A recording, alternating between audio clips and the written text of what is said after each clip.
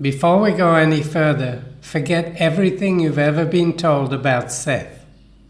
He's not the bad guy or the devil that he's been painted as, but rather your vital life support that's always there to help you.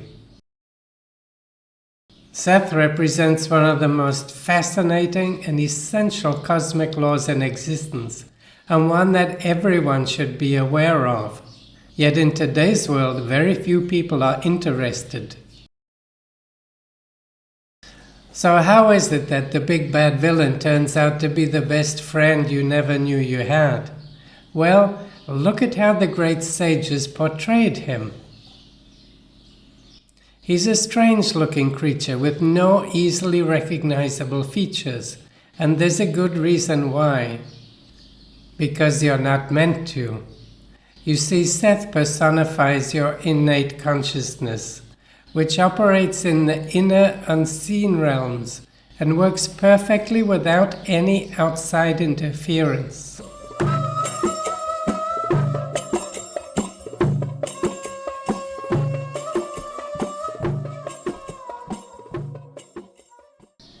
Innate consciousness functions as the cosmic law we call instinct, and it's the inborn power to act in harmony with cosmic law, which is what all living creatures have in common.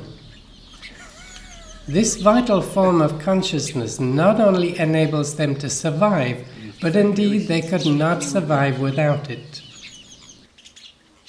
Today, most people are not familiar with their instinct, and even call it vulgar or primitive. So his scary image works.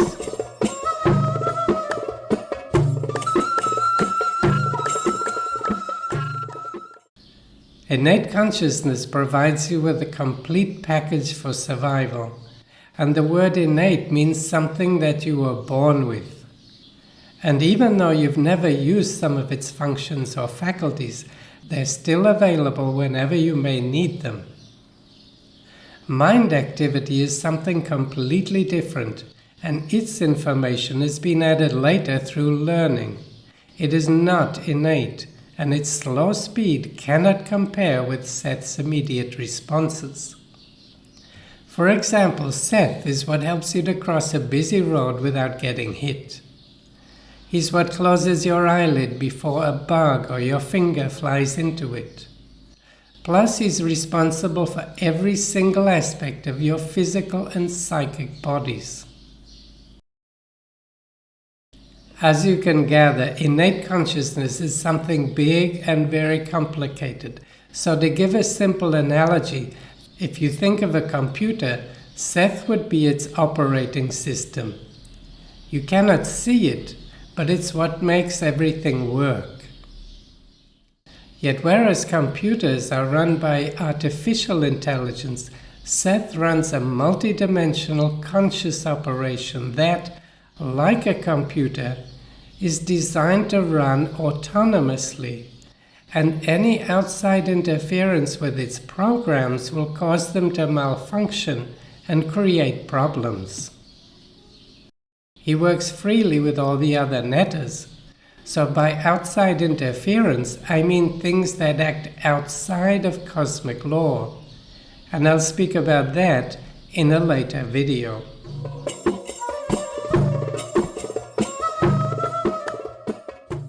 For plants and all other creatures, this is the only form of consciousness available. And through it they all act in complete harmony with cosmic law. Indeed, they cannot behave otherwise. However, we humans have another option. You see, there are two types of consciousness, and here on Earth, we humans are the only species that can develop the second kind, which is higher or cosmic consciousness, personified by the Nile and Horus.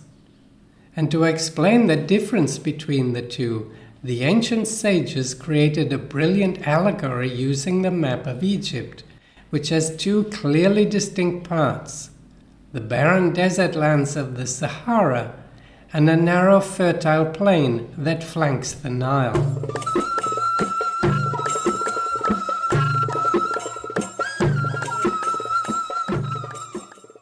In the allegory, the vast desert lands remain in their raw, natural state, just as they were originally created, complete with all the abundant riches that Seth inherited from his father Geb.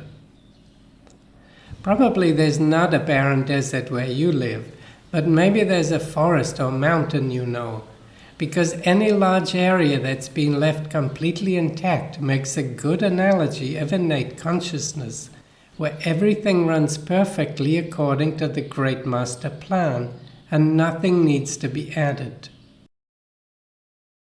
This last point is very significant, because from the moment of your conception, Seth offers a complete package that fulfills all your bodily and psychic needs.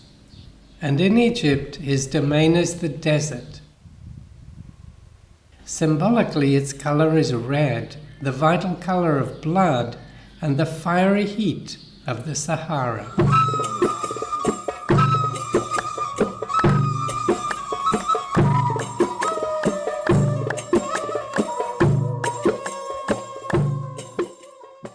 As it hardly ever rains here, the only source of water is the Nile, which supports every form of life in Egypt within the narrow green strip that runs along its banks.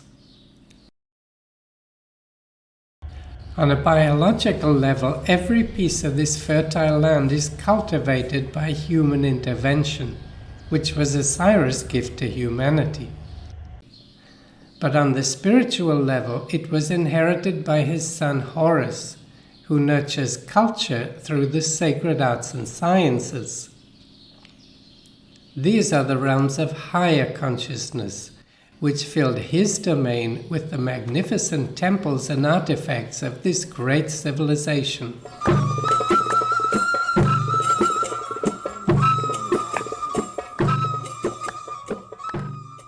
Seth is your vital connection with the rest of nature, which operates as a single unified expression of the Creator. He's the vital fire that runs up the vertebral column and gives life to the entire body. He enables the state of ecstasy that results from direct communion with God, achieved through an epiphany, a sacred ritual, or when channeled through the sexual function to create a divine union on the physical level. His raw vital energy is crucial to the shamanic path with its intimate contact with nature and cosmic law. And together with Horus, their personification of the two forms of consciousness reappears in several different traditions. In Greek mythology, Seth became Dionysus, while Horus plays the role of Apollo.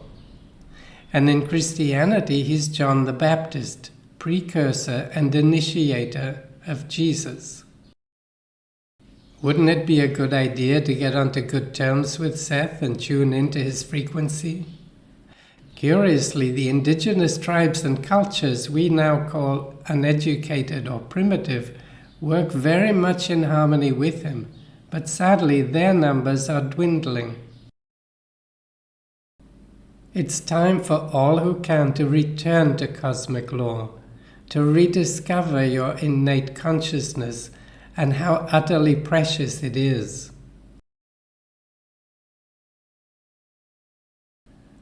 I have so much more to say about Seth and all the other netters, so to keep learning about them, click the like and subscribe buttons and consider supporting the channel through the link you'll find below, where you'll also find a link to my blog, News from Beyond.